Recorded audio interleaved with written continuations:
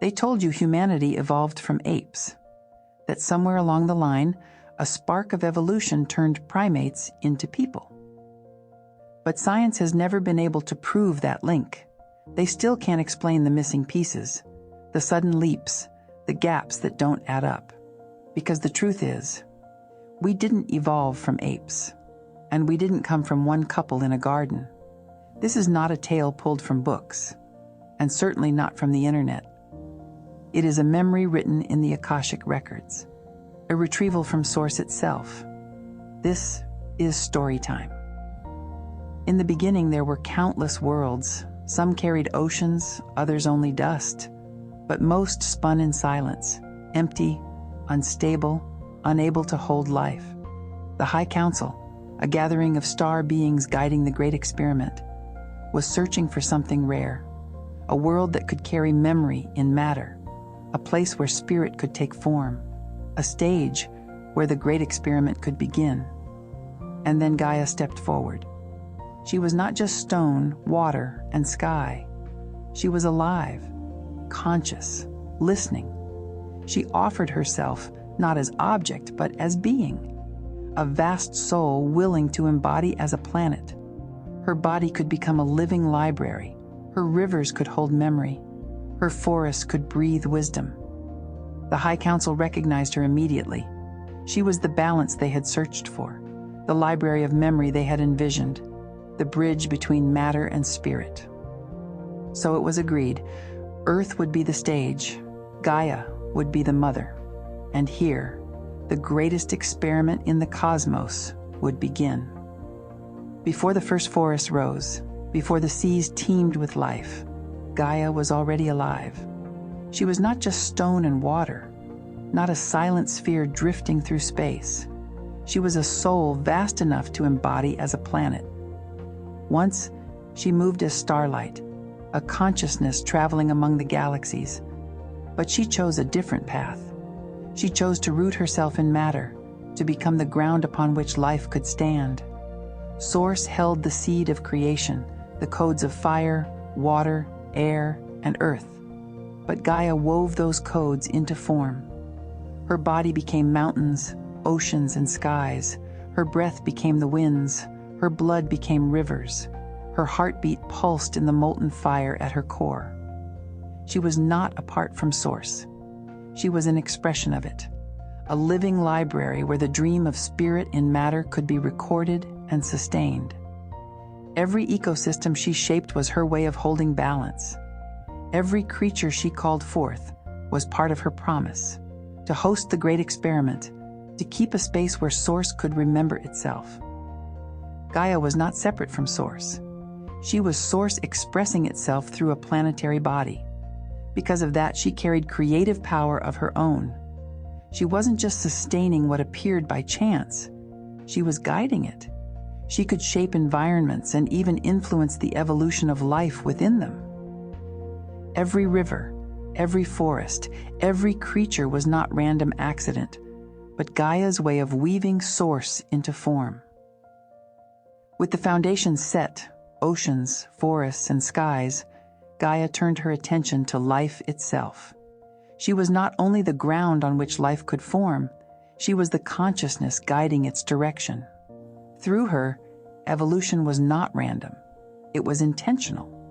The simplest organisms rose first: cells, plants, creatures of the sea, each one carrying the imprint of her design, balance, diversity, resilience. But Gaia's vision reached further. She understood her creation would one day need a vessel capable of more, not only instinct and survival, but memory, awareness, and choice.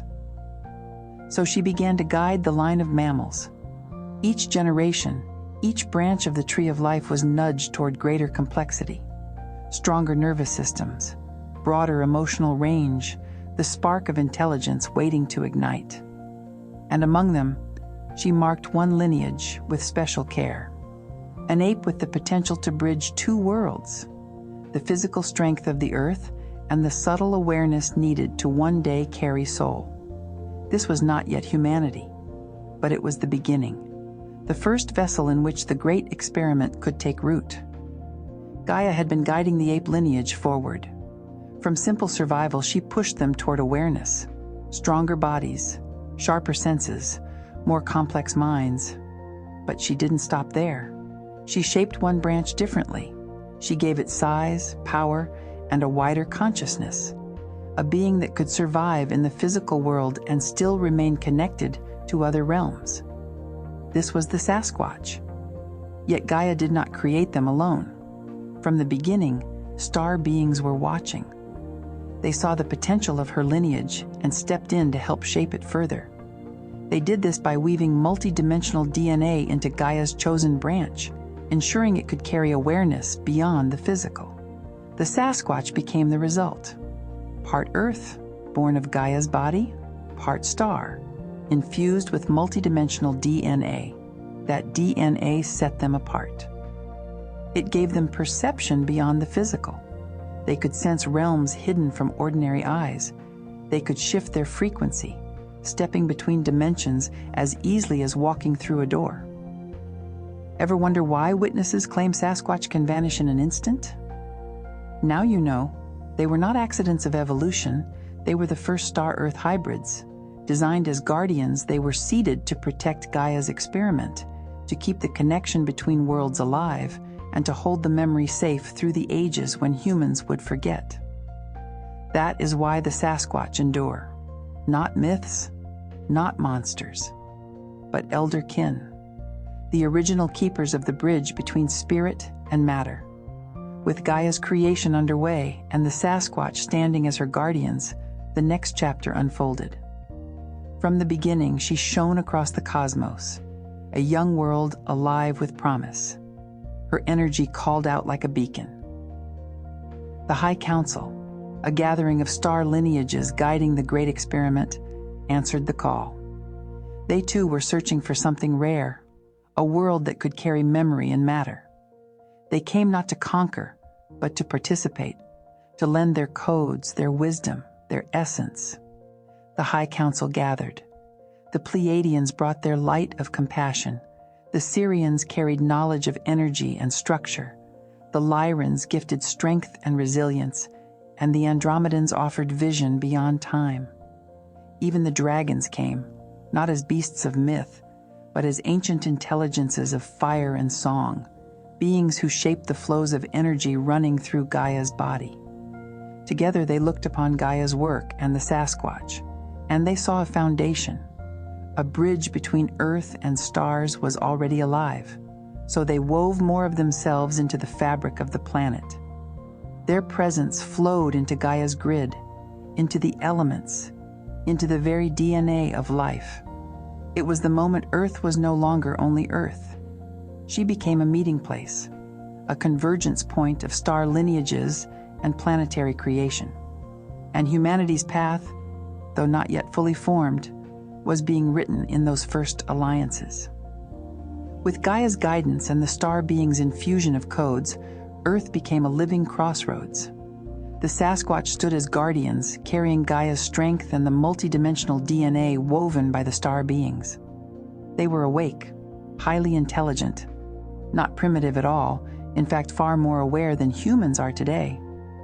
Guardians of Gaia's portals and keepers of the original memory of Earth. Alongside them walked the early hominids, Gaia's first experiments in human-like forms. Some of these names you may recognize: Homo erectus, Homo habilis, even the Denisovans. They walked upright, used tools, and adapted with skill, but their awareness was still bound to survival. From this family came the Neanderthals, hunters, gatherers, survivors, stronger and more intelligent than their predecessors. But they were not yet ready to hold the higher spark of consciousness that would one day define humanity. And then there were the dragons, not myths, but ancient intelligences of fire and sound. They worked with Gaia to shape the flows of energy within her body. These were the ley lines, rivers of energy flowing beneath the surface of the earth. Like Gaia's nervous system, they carried life force across the planet. The dragons helped Gaia shape these lines of energy, so life on Earth could grow inside a field of balance and stability. These forms did not belong to separate eras of history. They coexisted. They shared the same Earth, each carrying a purpose in the unfolding design. Within Gaia's family of hominids, species like Homo habilis, Homo erectus, and the Denisovans, one branch was chosen for something more: the Neanderthals. They were stronger and more advanced than their predecessors. Their brains were large, their tools effective. They lived in close communities, cooperated in the hunt, and even expressed early art and ritual. But their intelligence was practical. It was rooted in survival. They were deeply tied to the earth, yet they did not carry the spark of higher awareness that the great experiment required. The star beings saw this as the opening. The Neanderthal body was strong, adaptable, and intelligent, but limited. So they chose this lineage and began to weave their codes into it. Star DNA was fused with Gaia's creation. Their brain was rewired. Their nervous system was refined. Their capacity for imagination and memory expanded. The result was not a brand new species from nothing, but an evolved one. From this merging, Homo sapiens emerged, still of Earth, but carrying something more. In Latin, sapiens means wise. Scientists use the name because these humans showed a leap in intelligence beyond their ancestors. But their wisdom was not only evolutionary, it came from the spark of the stars woven into their DNA. To this day, scientists call this leap the missing link because no fossils explain how such a sudden shift appeared. The truth is, it wasn't random. It was intervention. The star infusion was the missing piece in humanity's story. These were the first wise humans, a bridge between matter and spirit, children of Gaia and the stars. But the story did not end there. Later, the Anunnaki would intervene, a story we told in our previous video: Eden, paradise, or human lab, altering this design to create Homo sapiens sapiens. They preserved the divine spark, but layered it with limitations, ensuring forgetfulness and control. This is the lineage we know today. Beings of infinite potential, still carrying the codes of Gaia and the stars, but bound by the edits of those who sought to use us. Yet even as humanity's form was being shaped, Gaia was supported by ancient allies who worked alongside her to stabilize the planet itself. Among them were the dragons. They were not animals, but ancient intelligences of fire and sound, beings born from the elemental forces of the cosmos. Their role was to shape and stabilize Gaia's body. They carved the ley lines, currents of energy running beneath the surface of the earth. Like a nervous system, these lines carried life force across the planet. The dragons helped Gaia anchor these flows of power, so life could grow inside a field of balance and stability. Through resonance and vibration, they ensured the planet could sustain both physical life and higher states of consciousness. To the humans who would come later, their presence was overwhelming. Awe and fear tangled together. But in truth, the dragons were guardians of balance, protectors of Gaia's energy field. Their presence was once familiar. Humans and dragons shared the same earth. That is why their memory appears in every culture, from the sky serpents of Asia, to the feathered Quetzalcoatl of the Americas, to the fire-breathing guardians of Europe. But over time, humanity's vibration shifted. As fear and control grew, our ability to coexist with such vast intelligences diminished. The dragons did not die out. They withdrew.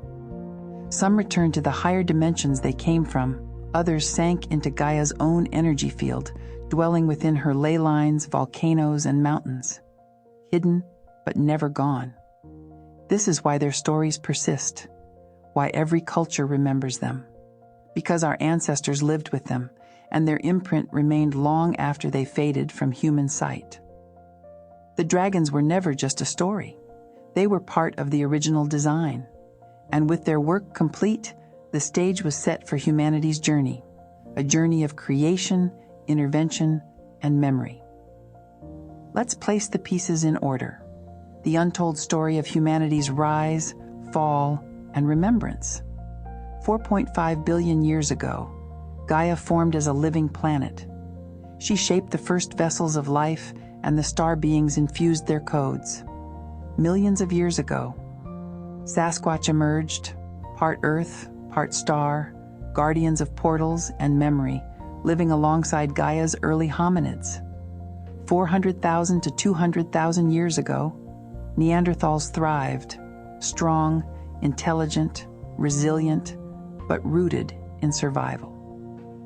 200,000 years ago, the star infusion altered this line, giving rise to Homo sapiens, wise humans. This sudden leap is still called the missing link today. At the same time, approximately 200,000 years ago, Lemuria was seeded. Not yet the civilization we remember, but crystalline communities placed on Gaia's ley lines, holding feminine wisdom and planetary harmony in potential.